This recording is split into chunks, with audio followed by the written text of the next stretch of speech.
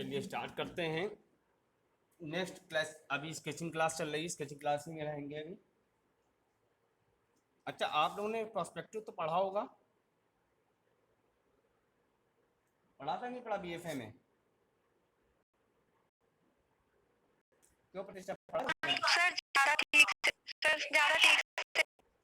अच्छा, ज़्यादा नहीं पढ़ा था। कभी कॉमिक्स की जो कॉमिक्स में जो चित्र बने होते हैं उनको देखा है आप लोगों ने? कैसे अगर फाइट सीन है तो उसके पैर खूब बड़े होंगे और पीछे का शरीर छोटा हो जाएगा। नज़दीक और जी सर दूर का जो दृश्य होता है, छोटा और बड़ा, वो प्रोस्पेक्टिव पे आता है। 1 पॉइंट प्रोस्पेक्टिव, सेकंड 2 पॉइंट। तो ये सब चीज़ें जो है एक तरह से देखा जाए तो स्केचिंग में बहुत मायने रखती हैं। जैसे अगर ये स्केच आज मैंने लाया है, अगर इसको आप देखेंगे तो एक अगर क्यूब भी बना है, क्यूब है, तो वो भी एक प्रोस्पेक्टिव में ही आएगा कि कौन सा एंगल छोटा है कौन सा बड़ा है। तो इसको जब स्केचिंग जब करते हैं, स्केचिंग में बहुत ध्यान रखना पड़ता है इनका। तो इसको करने के लिए आप क्या है कि जितना ज़्यादा आप स्केच करोगे उतना ज़्यादा आपका अंदर इम्प्रूवमेंट होगा, और उतना ज़्यादा आप का स्केचिंग बेटर होगा, उतना अच्छा आपका पोर्ट्रेट अच्छा होगा। तो पोर्ट्रेट अच्छा करने के लिए आपको प्रोस्पेक्टिव को भी ध्यान रखना होगा। जैसे कोई अगर दौड़ता हुआ लड़का है, अगर उसको हम नीचे से देख रहे हैं तो कैसा दिखाई देगा, अगर किसी व्यक्ति को हम ऊपर से देख रहे हैं तो ऊपर का दृश्य कैसे होगा, किसी व्यक्ति को हम साइड से देख रहे हैं तो कैसा दिखाई देगा। तो उसके लिए क्या है कि आपको पर्सपेक्टिव पर बहुत ध्यान देना पड़ेगा। जैसे सपोज अगर हमने किसी स्केचिंग को नीचे से बनाना है तो 1 पॉइंट लिया हमने, 1 पॉइंट से हमने उसको डिवाइड कर दिया हाफ हाफ, ये हमारा बीच का हिस्सा मिल गया। अब हमें नीचे से कोई व्यक्ति को बनाना है तो उसके लिए हम इसी पॉइंट से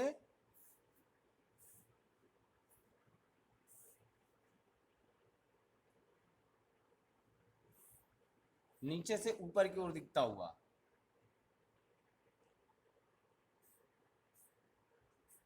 तो एक बॉक्स बना लिया, एक क्यूब बना लिया।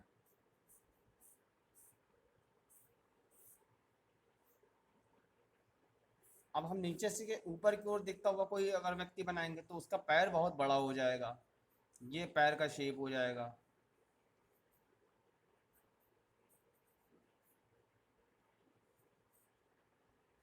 ये उसका पैर हो जाएगा पूरा, ये शूज हो जाएंगे, ये पैंट हो जाएगी, दिखाई देगी उसकी पैंट,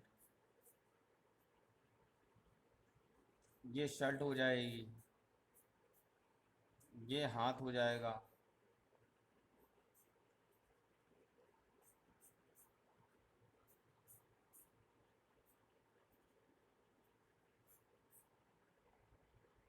और ये उसका फेस हो जाएगा।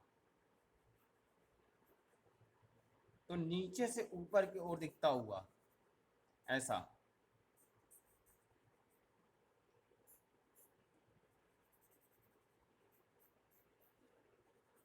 तो इसी तरीके से नज़दीक और दूर का भी पर्सपेक्टिव हमको देखना पड़ेगा कि हाँ वो नीचे से कैसे दिखाई देगा, ऊपर से कैसे दिखाई देगा, साइड से कैसा दिखाई देगा, सामने से कैसा दिखाई देगा। वो पर्सपेक्टिव को भी ध्यान में रख के काम करना है हमको, स्केचिंग पे खास तौर पे।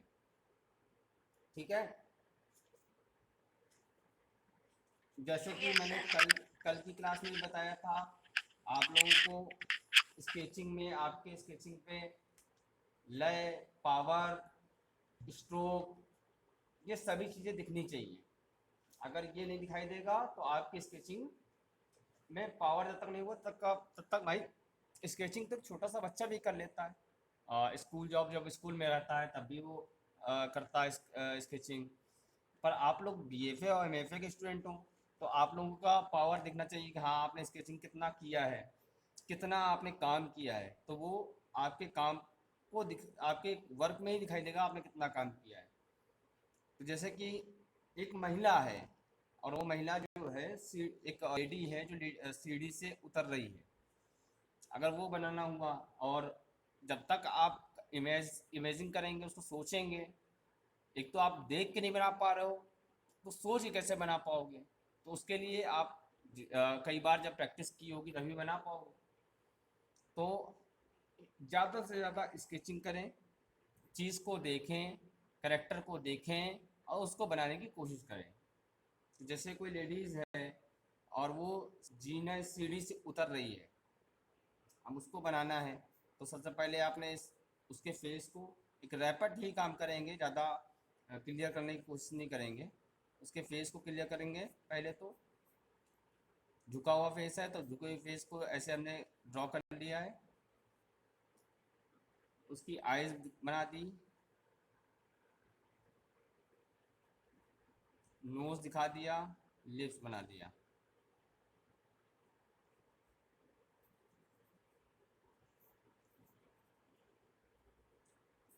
बाल दिखा दिए, नेक,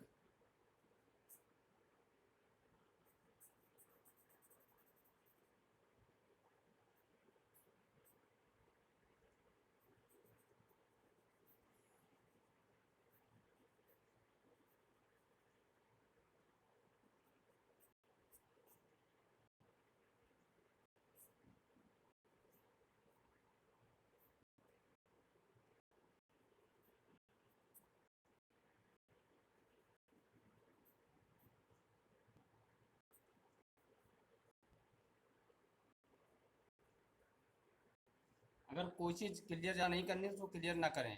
अगर हाथ की उंगलियां नहीं क्लियर करना चाहते तो मत करें। बस आपका वो जो पोजीशन है वो क्लियर हो जानी चाहिए।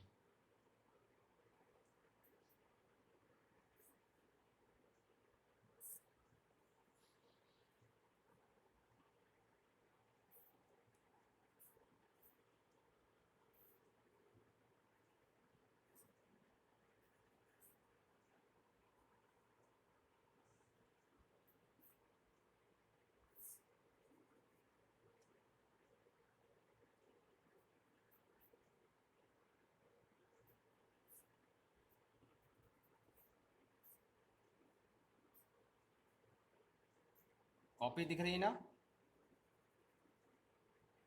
आप लोगों को कॉपी दिख रही?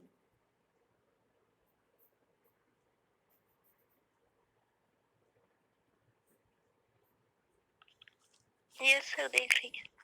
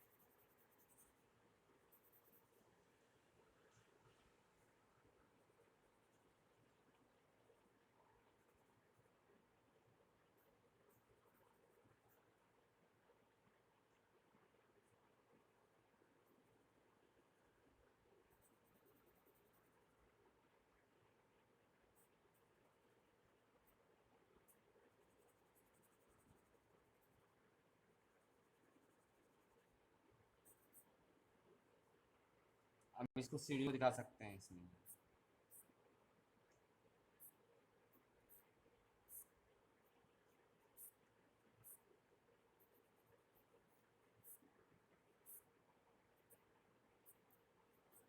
देखिए कितना फास्ट स्केच है, रैपिड स्केच है। तो ये करने के लिए आपको ज़्यादा से ज़्यादा जब तक स्केच नहीं करेंगे तब तक ये आपका क्लियर नहीं होगा। कि हाँ कोई लेडी एक उतर रही है। अब जैसे कोई चढ़ रहे हैं, कुछ लोग जैसे चढ़ रहे हैं, कहीं कहीं जा रहे हैं, आगे की तरफ ऊपर की ओर बढ़ रहे हैं, तो वो भी एक आपको रफली स्केच आना चाहिए। और वो कब आएगा? हम तो बिना देखे बना रहे हैं, और आप लोगों को देख के बनाना है, तो कम से कम देख के भी वो कोशिश करें कि हाँ।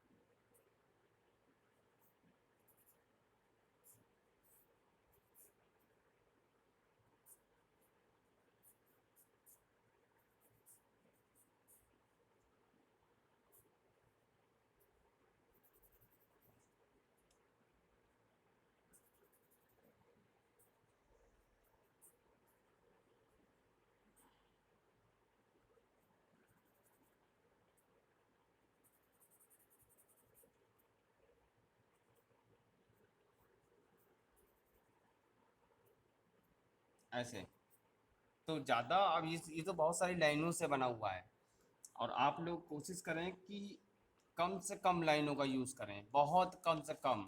जितना कम से कम करेंगे उतना आपका स्केच अच्छा माना जाएगा। जो बहुत सारे ऐसे रेखांकन होते हैं जो सेलेक्ट होते हैं किसी अवार्ड पे या किसी प्रदर्शनी में या किसी कंपटीशन में, तो आप लोग सोचते हैं ये स्केच में क्या है ऐसा कि आ, आप लोगों को समझ में नहीं आता, और वो स्केचिंग रेखांकन में गिना जाता है। तो वो लोग बहुत कम से कम स्ट्रोक में ही काम करते हैं, कम से कम, बहुत ज़्यादा स्केच बहुत ज़्यादा काम नहीं करते हैं। जैसे कि ये डांसिंग पोज में हम मान लेते हैं कि एक लेडीज़ है जो डांस कर रही है। अभी देखिएगा, कम से कम लाइनों में, और कम से कम पावर दिखना चाहिए आपके।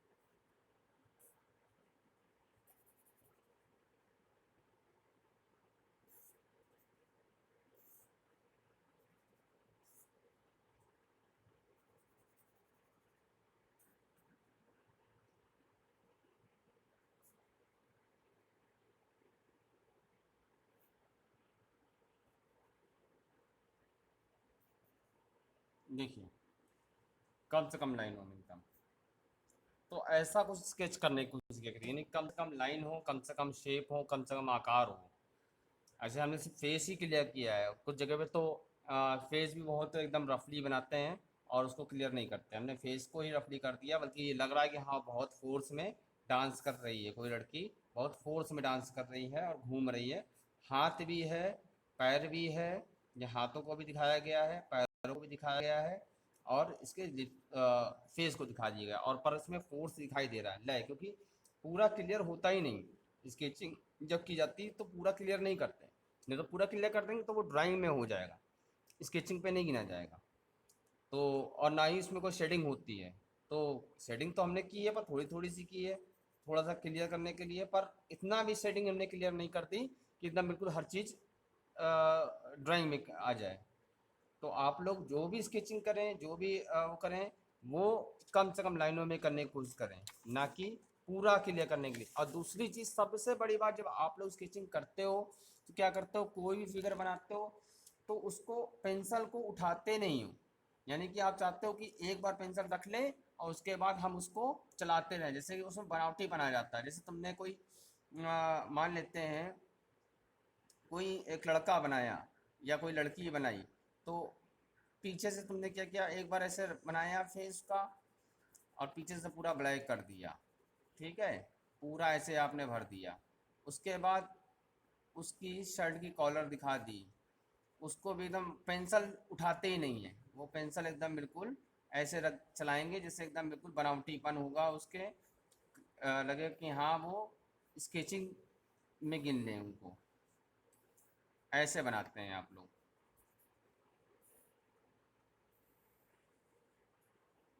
जैसे किसी चीज़ ड्रॉ किया हो,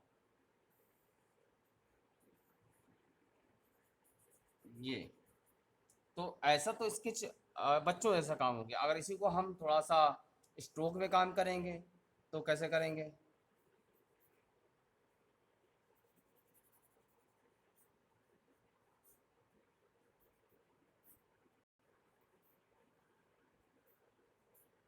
पेंसिल कब उठानी है, कब चलानी है।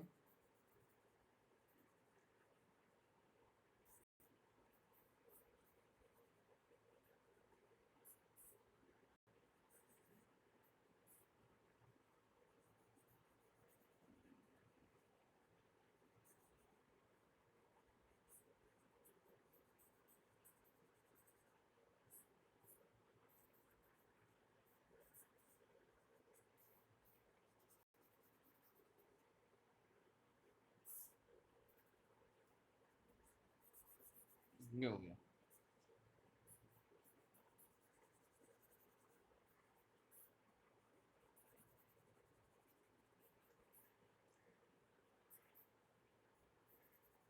अब देखिए आपको अंतर खुद समझ में आएगा कि हाँ इसमें और इसमें क्या अंतर है। आप लोग जो काम कर रहे हो वो ऐसा काम कर रहे हो, रो पेंसिल को एकदम बिल्कुल उठाते नहीं हो, एकदम बिल्कुल लाइन आपकी कहीं टूटने नहीं पाती है। पर ऐसा नहीं, स्ट्रोक में काम करना है, फोर्स में काम करना है, ना कि ऐसे धीमे धीमे काम करना है। चाहे वो पोर्ट्रेट हो, चाहे वो स्केचिंग हो, चाहे वो ड्राइंग हो, कुछ भी हो, वो आपको ऐसा स्ट्रोक में काम करना है, ना कि ऐसे। अगर आप कोई पोर्ट्रेट भी बना रहे हो तो पोर्ट्रेट में भी आपको उसमें भी फोर्स दिखना चाहिए। आप पोर्ट्रेट में भी फोर्स दिखना चाहिए, बिना फोर्स के काम नहीं करना है। उसमें भी अगर आपको पोर्ट्रेट भी काम करना है तो उसमें भी बहुत जल्दी काम करना है, पर एक रफली स्केच कर लेना है। उसके बाद उसमें जो है क्लियरिटी करनी है। जैसे मान लेते हैं एक फेस बनाना है, तो जैसा आपने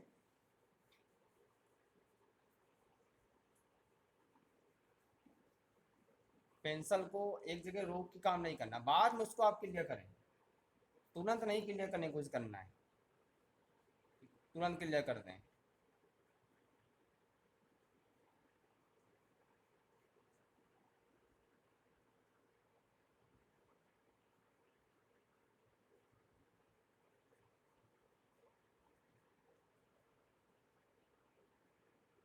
जैसे पेन इंक में लोग काम करते हैं, पेन को चलाते रहते हैं, उसके बाद जो है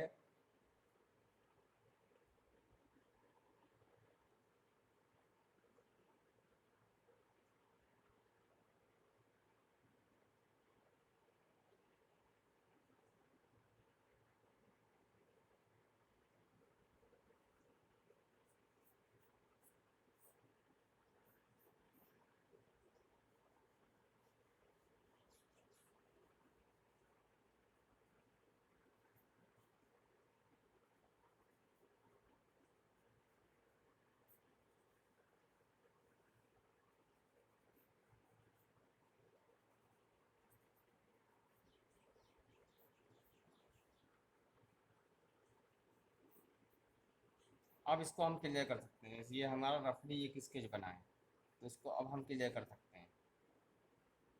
तो पहले रफली आपको काम करना है, उसके बाद उसको क्लियर करिए। तो उसमें क्या होगा, करेक्टर आपको पता चल जाएगा कि आपको कितना मैच कर रहा है। रफ काम करके हमको इरेज करने का ऑप्शन है, हमारे पास इरेज करने का ऑप्शन है, पर आपको पहले रफली काम करना है। उसके बाद वो जब देख ले कि हाँ करेक्टर कुछ मैच करने लगा है, उसके बाद उसमें आप उसको इरेज करके आप उसको क्लियर करते चले जाएं। तो आपका पोर्ट्रेट जो भी आप करेक्टर बना रहे हो वो आपका एकदम बिल्कुल क्लियर हो जाएगा। आपने सोचा स्टार्टिंग से ही हम फिनिश करते जाएं और काम होता जाए, तो ऐसा नहीं हो सकता। उसमें क्या है, करेक्टर आपका मैच कभी नहीं हो पाएगा। आपका पोर्ट्रेट तो अच्छा बन जाएगा, फिनिश नीट एंड क्लीन बन जाएगा, पर उसमें करेक्टर मैच नहीं करेगा। तो करेक्टर मैच कराने के लिए आपको रफली एक हल्की पेंसिल से पूरा काम कर लेना है। जैसे हमने ये रफली थोड़ा सा कर लिया, ऐसा आपको रफली काम कर लेना है। उसके बाद उसको हम क्लियर करते जाएंगे, उसको इरेज कर करके हम क्लियर करते जाएंगे।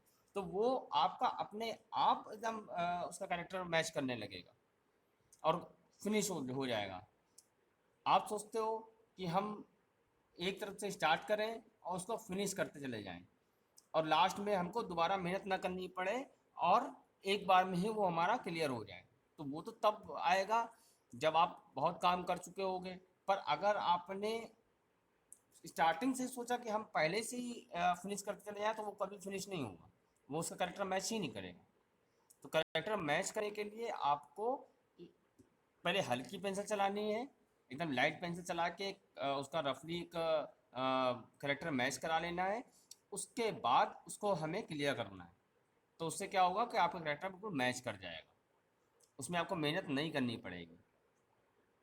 और ऐसे आप करोगे तो उसको उसमें आपको मेहनत करनी पड़ेगी, और उसमें काफ़ी मेहनत आप करेक्टर पता नहीं इतना मैच करे और कि ना करे। तो कोशिश करें कि पूरा हल्की हल्की पेंसिल से बना लें, उसके बाद आगे काम करें। ठीक है, अब आते हैं एक पोर्ट्रेट के लिए। कोई एक पोर्ट्रेट बनाते हैं। वैसे तो आप लोगों को अंदाज़ा है कि कैसे क्या बनेगा पोर्ट्रेट जो मैच कर जाए बिल्कुल, पर फिर भी एक पोर्ट्रेट कोशिश कर रहा हूँ बनाने की।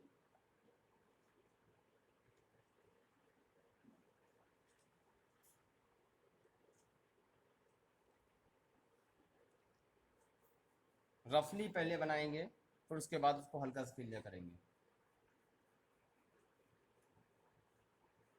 देखिए एकदम रफली हमने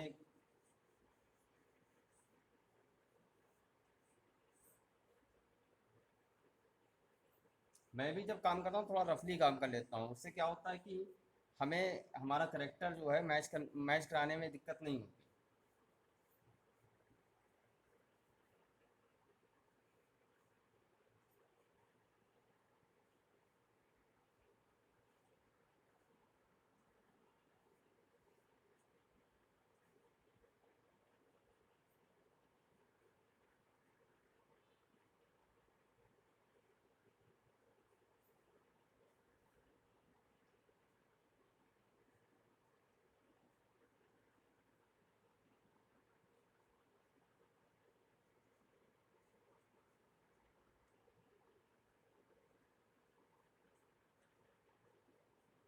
परसों से आप लोगों को, कल से जो है आप लोग खुद काम करोगे और हम वहाँ देखेंगे आपको लाइव। जैसे मैंने एक सेटअप बना रखा है, वैसे आप भी लोग भी एक सेटअप बना लो अपना, कि जहाँ पे आप लोग काम करोगे मैं देख सकूँ काम करते हुए आप लोगों को। क्योंकि अगर मैं डेली इस तरह काम करता हूँ तो मेरा काम हो जाएगा, मुझे सेशनल नहीं दिखाना है, सेशनल आप लोगों को दिखाना है। अगर आप रोज़ डेली इस तरह मुझे काम करके दिखाएंगे जैसे मैं काम करके आप लोगों को बता रहा हूँ, तो आप लोगों का वर्क भी कंप्लीट हो जाएगा और आप लोग सीख पाओगे। Yes sir. ऐसे ही पूरा सेटअप बना लीजिए अपने घर पे ही, कहीं पर भी कोई स्टैंड स्टैंड लगा के। अभी मैं अपना सेटअप अगर दिखा दूंगा आप लोगों को तो आप लोग हंसोगे कैसे सर ने ये सेटअप बनाया हुआ है।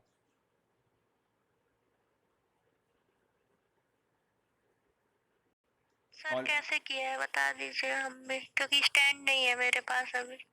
हाँ, अभी मैं आपको क्लास ख़त्म हो जाएगी उसके बाद बताऊंगा कैसे सेटअप किया है, क्योंकि इसमें दिखना फिर बीसी सर देखेंगे तो वो हंसेंगे, कहेंगे बताओ इन लोग इतने गरीब हैं कि इन लोगों के पास सेटअप उतना है नहीं, तो ये डिपार्टमेंट की चीज़ों को यूज़ करके ऐसा स्टैंड बनाए हुए। ठीक है सर।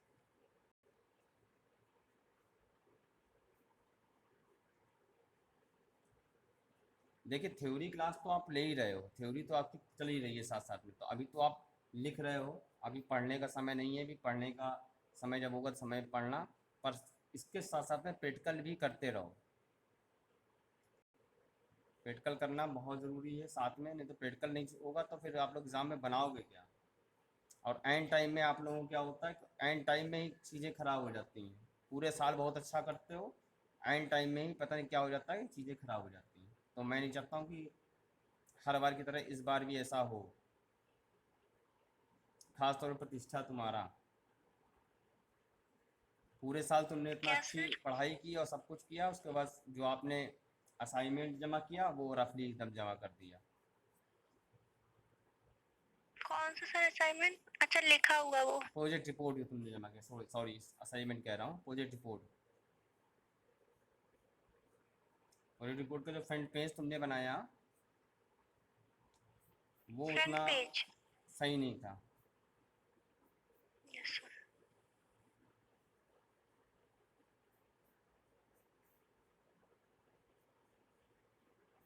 सर बाकी अंदर आपने प्रोजेक्ट फाइल मेरी देखी थी क्या? पढ़ा था कुछ थोड़ा हाँ बहुत? पढ़ा था, सही नहीं था।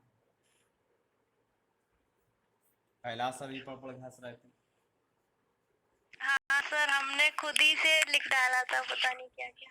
हाँ वो हंस रहे थे, कह रहे थे कि ऐसा लिखा हुआ है कि, और वो बोल रहे थे कि तुमसे उम्मीद नहीं थी ऐसा। वो ऐसे ही बोल रहे थे, कहते प्रतिष्ठा से ऐसी उम्मीद नहीं थी, पर वो तो अच्छी लड़की है, वो तो अरे वो हर बार एग्ज़ाम में ही पता नहीं क्या हो जाता उसको, काम अच्छा करती है।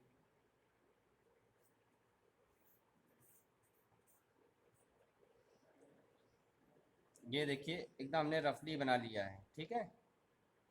अब इसको हम क्लियर कर सकते हैं, क्लियर करते चले जाएंगे, यानी इतना भी क्लियर नहीं करेंगे बस। सर आप ये चारकोल पेंसिल से बना रहे हैं? हाँ चारकोल से बना रहा हूँ, क्योंकि फिर उसमें दिखाई नहीं देगी पेंसिल उतनी। जी। या 8B पेंसिल से भी कर सकता हूँ।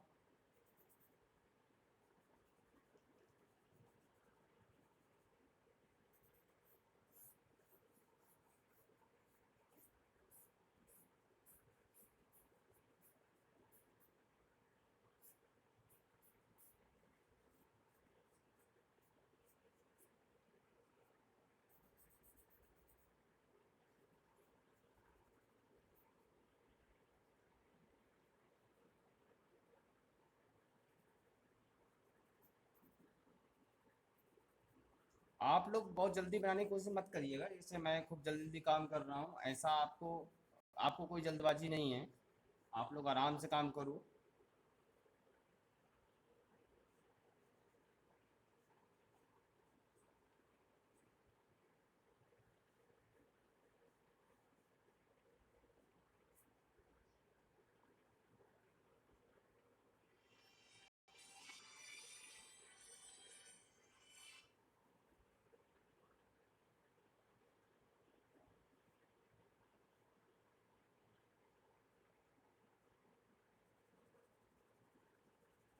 कैरेक्टर मैच करेगा, अभी थोड़ा थोड़ा आ रहा है जो मैं चाह रहा हूँ जिनको बनाना।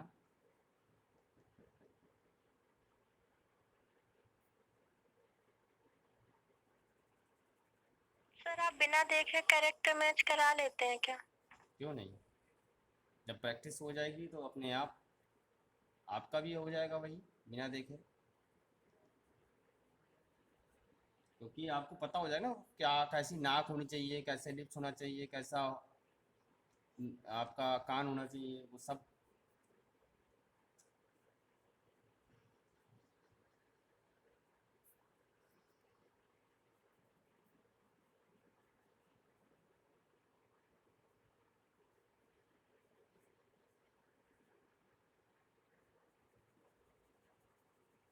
कौन है ये बताओ, कैसा किससे मैच कर रहा है कैरेक्टर ये।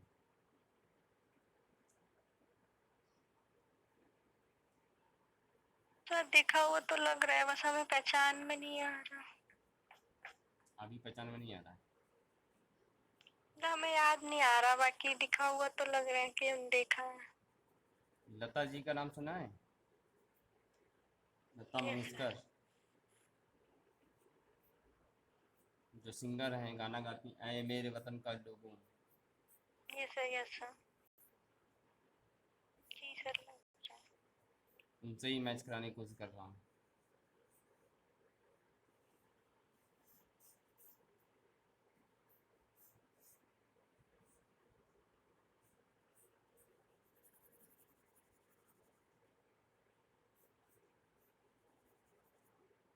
आशा भोसले जी हैं उनकी बहन, और उन्होंने, लता जी हैं जो बहुत अच्छी सिंगर हैं और काफ़ी अच्छा सुरीली आवाज़ है। लोग बोलते हैं कि सरस्वती जी जो हैं इनके गले में वास करती हैं।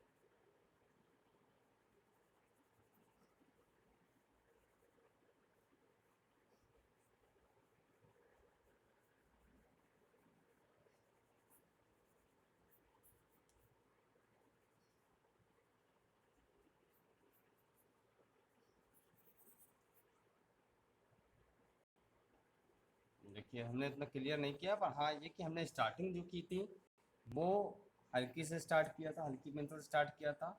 तो आप लोगों को भी ऐसे करना है कि इकट्ठा एक साथ फिनिश करने की ज़रूरत नहीं है। आप उसे पहले रफली बना लो, उसके बाद उसमें जो है आप धीमे धीमे उसको फिनिश करते चले जाओ। तो ये रफली स्केच है, रैपिड पे काम किया है। आपको ज़्यादा तेज़ी काम नहीं करना है, जितना हो सके उतना धीमे धीमे काम करना है।